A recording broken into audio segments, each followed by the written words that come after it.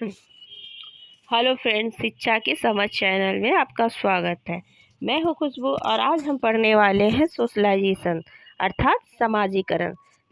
तो concept start करने से पहले अगर आपको मेरा कॉन्सेप्ट अच्छा लगे तो लाइक कीजिए, सब्सक्राइब कीजिए और बेल आइकन को प्रेस कीजिएगा ताकि एजुकेशन संबंधित वीडियो आपको मिलती रहे। तो आज हम जानने वाले हैं कि समाजीकरण क्या है, इसकी परिभाषा क्या है, इसके फैक्ट क्या है और कुछ प्रश्न उत्तर। तो स्टार्ट करते हैं। समाजीकरण वह प्रक्रिया है जिसके माध्यम से एक व्यक्ति समाज के निम्न मूल्य पर परंपरा, संस्कृति और व्यवहार को सीखता है और समाज का एक सक्रिय सदस्य बनता है। अर्थात समाजीकरण एक ऐसी प्रक्रिया है जिसमें समाज में रहकर एक व्यक्ति सब कुछ सीखता है। संस्कृति, परंपरा जो भी है वो सब कुछ सीखता है। अगर हम इसे सरल शब्दों में समझें तो समाजीकरण वह प्रक्रिया है जिसमें बच्चा मानव से सामाजिक मानव बनता है। नेक्स्ट, इसकी विशेषता के बारे में जानेंगे हम। तो इसकी विशेषता निम्न है। समाजीकरण की विशेषता, तो समाजीकरण एक ऐसी प्रक्रिया है जिसमें व्यक्ति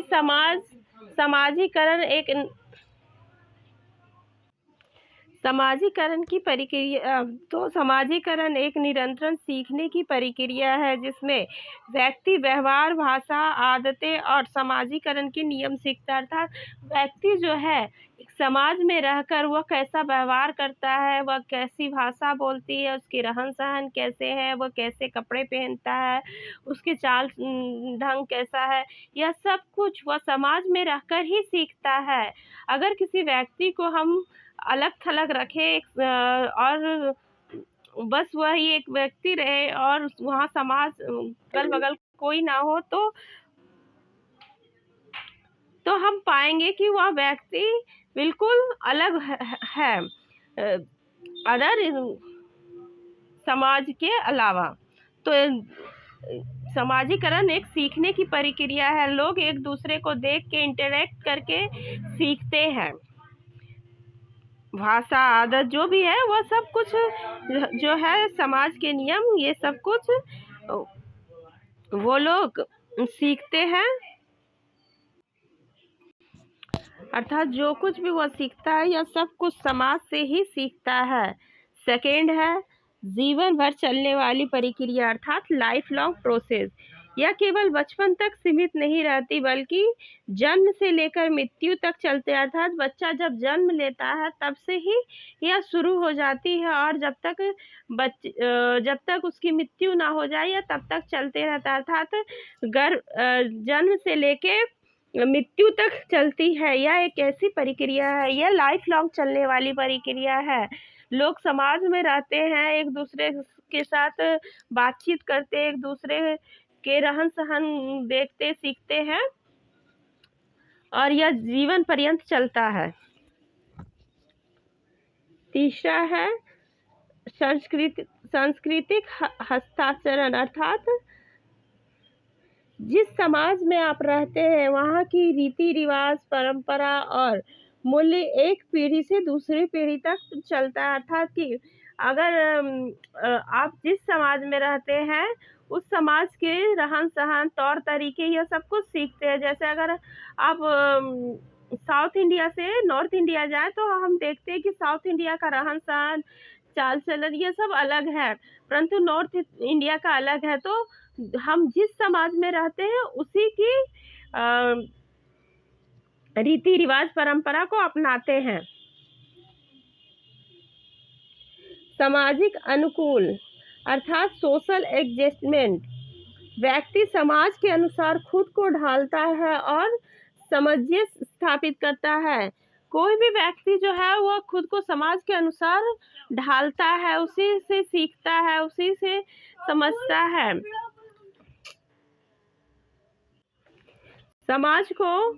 समाज के अनुसार ढलता है, ना कि कोई भी व्यक्ति जो है समाज के अनुसार खुद को ढाल देता है। वहाँ का रहन सहन, खान पान अडॉप्ट करता है। व्यक्तित्व निर्माण, समाजीकरण से व्यक्तित्व का निर्माण होता है। समाजीकरण व्यक्ति के व्यक्तित्व, सोच और व्यवहार को आकार देती है। अर्थात यही कि जो व्यक्ति जिस समाज में रहता है उसके रीति रिवाज, रहन सहन, ये सब कुछ अडॉप्ट कर लेता है और उसकी पर्सनालिटी का निर्माण होता है। नियंत्रणता की प्रक्रिया, समाजीकरण के नियम व्यक्ति के व्यवहार को नियंत्रण करता है। नेक्स्ट हम आगे बढ़ते हैं। संस्थाओं की भूमिका, परिवार, विद्यालय, मित्र समूह, मीडिया आदि समाजीकरण की भूमिका निभाते हैं। परिवार जो है वह प्राइमरी में आता है और बाकी सब सेकेंडरी में आता है। तो सीटेट में ये सवाल पूछा जाता है कि समाजीकरण में परिवार की भूमिका क्या है, तो आप उसे प्राइमरी अर्थात प्राथमिक कहेंगे, बाकी सबको सेकेंडरी कहेंगे। नेक्स्ट हम आगे बढ़ते हैं। अभी हम जानेंगे कि समाजीकरण की भूमिका क्या है। तो समाजीकरण का शिक्षा और जीवन में बहुत बड़ा भूमिका है। व्यक्ति का विकास में भूमिका है। तो व्यक्ति का विकास का जो निर्माण है वह समाजीकरण के कारण ही होता है। विचार, भावना और व्यवहार को विकसित करता है समाजीकरण। समाजीकरण मूल्यों का विकास, बच्चे में नैतिकता, अनुशासन, सहयोग, सहानुभूति जैसे गुण को विकसित करता है। बच्चे में नैतिकता को, अनुशासन, डिसिप्लिन, ये सब को समाजीकरण के कारण ही बच्चे में विकसित होता है। नेक्स्ट हम आगे बढ़ते हैं। सामाजिक पहचान, व्यक्ति को अपनी पहचान जैसे लिंग, संस्कृति, धर्म का ज्ञान होता है।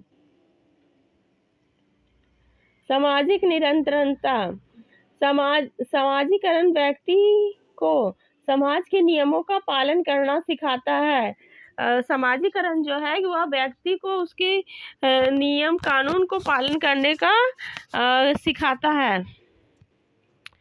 शिक्षा की भूमिका, विद्यालय समाजीकरण का महत्वपूर्ण माध्यम है जहां बच्चे समाजीकरण के व्यवहार सीखते हैं। राष्ट्रीय एकता और नागरिकता, समाजीकरण से नागरिक कर्तव्य और जिम्मेदारियों को सिखाता है। समाजीकरण, समाजीकरण के प्रमुख साधन, तभी हम इसके प्रमुख साधन के बारे में जानेंगे। तो जो परिवार है वह पहला और सबसे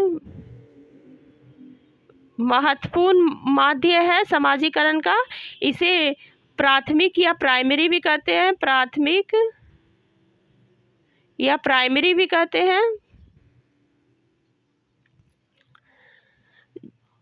और विद्यालय औपचारिक शिक्षा और अनुशासन सीखता है बच्चा विद्यालय जाकर, तो इसे गौण या द्वितीय या सेकेंडरी भी कहते हैं। तो बच्चा जो है वह परिवार में रहकर, पहले परिवार में रहकर बोलना चालना, परिवार के रहन सहन, यह सब सीखता है। फिर बच्चे विद्यालय जाते हैं तो विद्यालय में कैसे बच्चे रहते हैं, टीचर को देख के यह सब कुछ सीखता है। तो प्रथम जो है प्राइमरी वह फैमिली है समाजीकरण का माध्यम। दूसरा उसके बाद सेकेंडरी में आता है। तो विद्यालय के अलावा कुछ भी पूछे, जैसे मित्र समूह, मीडिया, समाज और संस्कृति, यह सब कुछ सेकेंडरी में आएगा। तो अभी हम जान रहे थे प्रमुख साधन, तो पहला था परिवार, दूसरा विद्यालय, तीसरा मित्र समूह। तो जो उसके आयु के बच्चे हैं वह उसका मित्र बनता है, उसे देख के बच्चे सीखते हैं। Media, TV, internet, social media, इन सब को देख के बच्चे भी सीखते हैं। समाज और संस्कृति, रीति रिवाज, परंपरा, यह सब देखकर भी निर्माण होता है। अर्थात विकास होता है बच्चों का। नेक्स्ट हम आगे बढ़ते हैं, तो कुछ प्रश्न उत्तर है जिसे हम अभी करेंगे। तो पहला प्रश्न है, समाजीकरण क्या है? तो समाजीकरण वह प्रक्रिया है जिसके द्वारा व्यक्ति समाज के नियम, मूल और व्यवहार को सीखता है। तो समाजीकरण क्या है? तो समाजीकरण वह प्रक्रिया है जिसमें रहकर व्यक्ति जो है समाज के नियम, मूल्य और सब व्यवहार को सीखता है। नेक्स्ट हम आगे बढ़ते हैं। समाजीकरण का पहला माध्यम कौन सा? तो जैसा कि अभी हमने जाना कि समाजीकरण का पहला माध्यम परिवार है। इसे प्राइमरी भी कहेंगे या फिर प्राथमिक भी कह सकते हैं। नेक्स्ट हम आगे बढ़ते हैं। समाजीकरण की प्रक्रिया कब शुरू होती है? तो समाजीकरण जो है वह जन्म से शुरू होकर जीवन भर चलती है। इसे लाइफ लॉन्ग प्रक्रिया भी कहते हैं।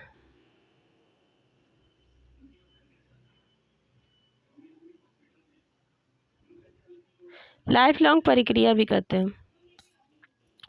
विद्यालय का समाजीकरण में क्या भूमिका है?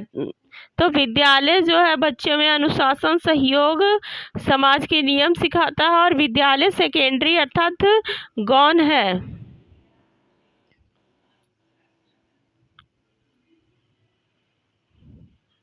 नेक्स्ट हम आगे बढ़ते हैं। समाजीकरण की मुख्य उद्देश्य क्या है? तो समाजीकरण का मुख्य उद्देश्य है व्यक्ति के समाज के अनुरूप बनाना और सामाजिक जीवन के लिए तैयार करना। नेक्स्ट, समाजीकरण में मित्र समूह का क्या योगदान है? समाजीकरण में मित्र समूह बच्चे में आत्मविश्वास, स्वतंत्रता और सामाजिक कौशल विकसित होता है। तो क्या क्या होता है मित्र समूह में? तो बच्चे जो है एक दूसरे के साथ इंटरेक्ट करते हैं, एक दूसरे को अपनाते हैं और आत्मविश्वास को बढ़ावा मिलता है, सामाजिक कौशल को बढ़ावा मिलता है। नेक्स्ट है, क्या समाजीकरण केवल बचपन में होता है? तो नहीं, समाजीकरण जो है वह जीवन पर्यंत चलने वाली प्रक्रिया या लाइफ लॉन्ग प्रक्रिया है। यह केवल बचपन में नहीं होता है, यह लाइफ लॉन्ग चलने वाली प्रक्रिया है। नेक्स्ट हम आगे बढ़ते हैं। समाजीकरण का व्यक्तित्व पर क्या प्रभाव पड़ता है? तो यह व्यक्ति के सोचने, व्यवहार करने और निर्णय लेने की क्षमता को प्रभावित क्या करता है? यह व्यक्ति के सोचने, समझने, निर्णय लेने की क्षमता को प्रभावित करता है। नेक्स्ट लास्ट क्वेश्चन है, समाजीकरण और शिक्षा में क्या संबंध है? तो शिक्षा समाजीकरण का एक महत्वपूर्ण माध्यम है जो समाजीकरण, व्यवहार और मूल्यों को विकसित करता है। तो आज के लिए इतना ही। Thank you very much.